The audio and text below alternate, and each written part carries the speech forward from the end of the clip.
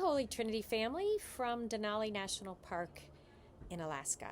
Yesterday was the memorial of Our Lady of Sorrows. Our gospel from John told of a group of women standing by Jesus as he was dying on the cross. His mother Mary, Mary's sister, Mary the wife of Clopas, and Mary Magdalene. And Jesus looks at them with love and speaks to them. And a few days later, some of these same women encounter the risen Jesus in touching and amazing ways. Today's gospel tells of another sacred encounter with Jesus.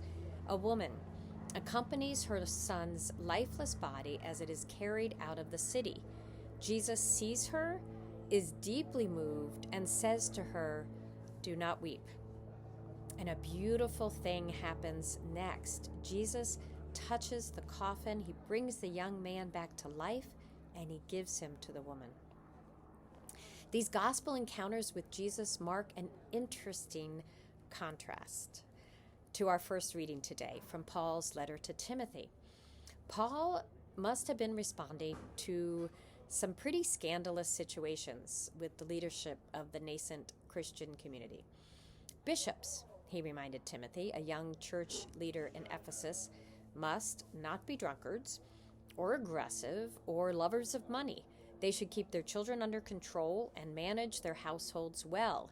They should not be conceited and should have a good reputation among outsiders so as not to fall into disgrace. Also, deacons, too, should not be deceitful or addicted to drink or greedy for sordid gain. Paul did not mince words, and one suspects he felt the need to say this because at least some of the bishops and deacons were decidedly not meeting these basic standards. And here is where the Spirit led me as I held together these two readings. One about a grieving woman and a resurrection, and one about a corrupt church leadership.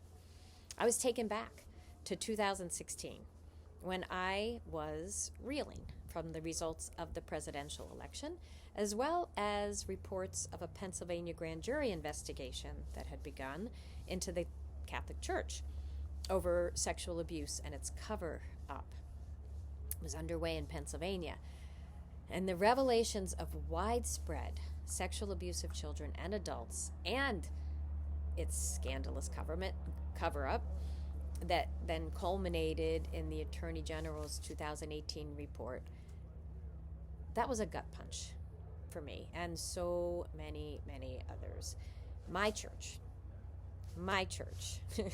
our church, the one I was baptized in, the one that gave me my beloved first grade teacher, Sister Therese, the one that my Jesuit Uncle Bud committed his entire life to, the one in which I was married and had my 3 children baptized, that church, not just in Pennsylvania, not just in the United States, my church, our church, over and over again protected priests instead of children. These revelations, I felt, would not only cripple the good work of our church, but I thought possibly could bring it to an end. And I seriously considered leaving. And instead, I rejoined Holy Trinity Parish, where Peter and I were married in 1987, and I proposed a new parish offering, The Women Who Stayed. This offering began as a January prayer service in the courtyard of Georgetown University, and then we took a prayerful walk to Holy Trinity, where our presence and efforts were warmly recognized at I think it was the 11 Mass. We were recognized by Paul Campbell, who was the celebrant that day and who has also recently returned to Holy Trinity. Then our offering developed into a 4-week series to bring to light some of the hidden women of Scripture who, according to all 4 gospel accounts, had stayed at the cross of Jesus at the crucifixion, were the first witnesses of his resurrection, and were surely respected leaders of the early church, and whose eyewitness accounts must have formed the basis for many of these gospel stories. Feminist scholarship, which was very well established in academia, was barely heard of at that time in our parishes. So our first offerings in 2018 were followed by multiple 4 to 6 week sessions over the past 7 years. It's been very much a collaborative effort with Parish Jem and Kester, as well as our pastoral associates for social justice, first Kate Tromble and now Ashley Click. And the whole effort was and has been animated and guided by the spirit of our biblical and saintly ancestors.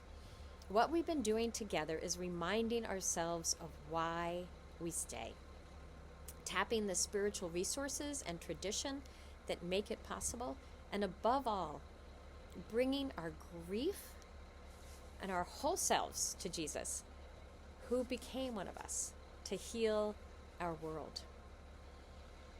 Earlier this week, I met with Archbishop Gomez, who inherited massive debts in his archdiocese to settle sexual abuse claims. And in recent years, he's committed another $800 million toward restorative justice for the victims of sexual abuse. Last week, our parish pastor, Kevin Gillespie, met with Cardinal McElroy to seek his blessing for some of our parish's efforts, including continuing and expanding our lay preaching program.